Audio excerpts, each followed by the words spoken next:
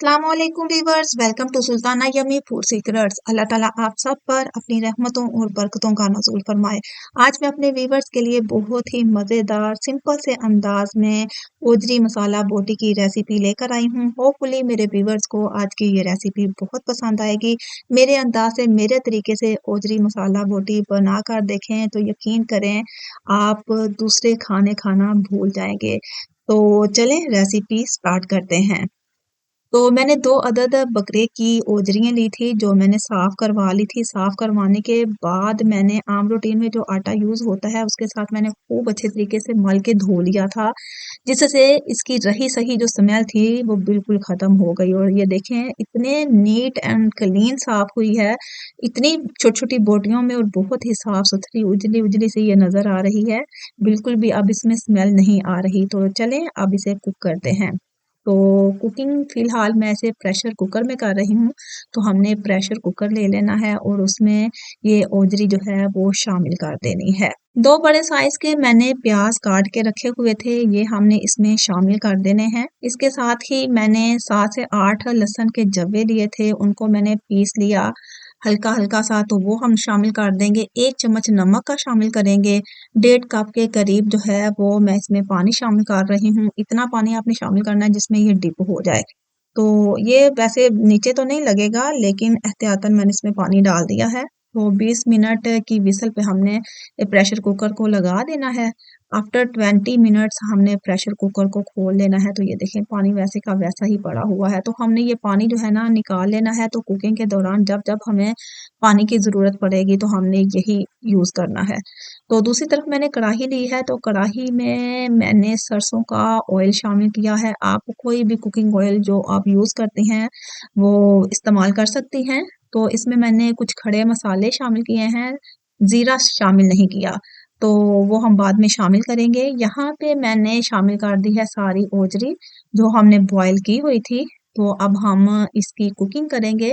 जहाँ पे हमें पानी की ज़रूरत पड़ेगी, तो हमने जो ओजरी का सूप निकाला हुआ है, तो वो हम इसमें ऐड करते जाएँगे और कुक करते जाएँगे, भुनाई करते जाएँगे। अब हम इसमें 1 चम्मच भर के अदरक का शामिल करेंगे और साथ 1 से 2 मिनट इसकी भुनाई करेंगे। 1 से 2 मिनट के बाद आपने पिसा हुआ टमाटर जो है, वो शामिल कर देना है। तो यहाँ पे मैं 2 अदद बड़े साइज़ के मैंने टमाटर लिए थे, इनको मैंने पीस लिया था, वो शामिल किया और इसकी भुनाई कर लेनी है खूब अच्छे तरीके से। कुछ पिसे हुए मसाले शामिल करेंगे, 1.5 चम्मच हल्दी का जाएगा, 1 चम्मच सुरख मिर्च पाउडर का जाएगा, 1 चम्मच भुना हुआ धनिया हम शामिल करेंगे और ओजरी की खूब अच्छे तरीके से भुनाई कर लेनी है।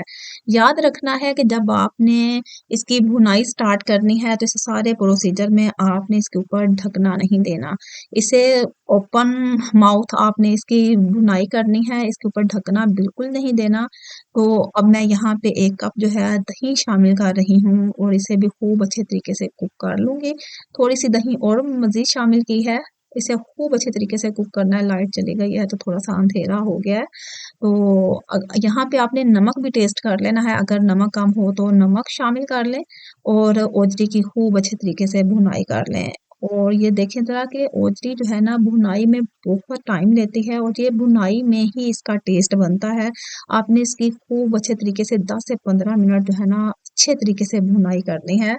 तो यहाँ पे मैंने थोड़ी-सी कसूरी मेथी ली है, जो मैंने हाथों के साथ मसल के इसमें शामिल कर दी थी। मज़ीद मैंने 5 मिनट इसकी भुनाई की, तो ये देखें ज़रा बहुत अच्छे तरीके से इसकी भुनाई हो रही है। जब इसकी खूब अच्छे तरीके से भुनाई हो जाए, बोटियाँ अलहदा और ऑयल जो है वो अलहदा होने लग जाए, तो समझें कि आपके गोश्त की, बोटी की भुनाई जो है ना वो बहुत अच्छे तरीके से हो चुकी है। ये देखें ज़रा। तो यहाँ पे मैंने जो बाकी का ओजरी का सूप था ना, वो यहाँ पे शामिल कर देना है। अच्छा, मैंने ओजरी की कढ़ी नहीं बनानी, ओजरी की ग्रेवी बनानी है। इसलिए यहाँ पे आपने पानी शामिल करते हुए एहतियात करनी है कि 5 मिनट मैंने जस्ट इसे हल्की आँच पे कुक करना है। तो ये ऐसे होने चाहिए कि ये ग्रेवी टाइप नज़र आए, ना कि कढ़ी टाइप। इसका शोरबा नहीं होना चाहिए, शोरबा इसका अच्छा नहीं लगता।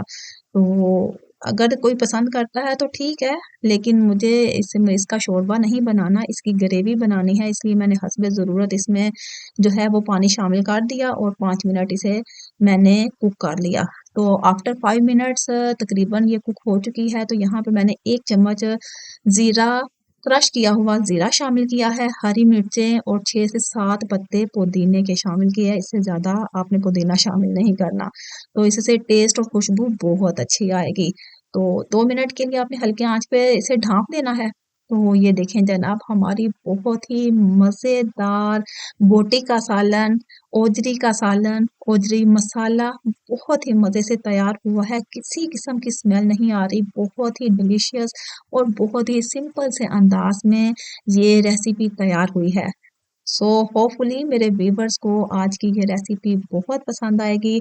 ओजरी का सालन, ओजरी मसाला जो होता है वो मैदे के मरीजों के लिए बहुत ही बेहतरीन है। हकीम स्पेशली मैदे के मरीजों को ये रेसिपी सजेस्ट करते हैं। सो होपफुली मेरे व्यूवर्स को भी आज की ये रेसिपी बहुत पसंद आएगी। मेरे अंदाज से, मेरे तरीके से ओजरी मसाला बोटी बनाकर देखिएगा और मुझे कमेंट बॉक्स में ज़रूर बताइएगा कि मेरी आज की ये रेसिपी आपको कैसे लगी। तो ये लें जनाब, हमारी ओजरी मसाला बोटी हो गई है तैयार। होपफुली मेरे व्यूवर्स को आज की ये रेसिपी बहुत पसंद आएगी। अपना और अपने प्यारों का ढेर सारा ख्याल रखिएगा। Stay happy, stay connected. God bless you all. See you in the next video. Allah Hafiz.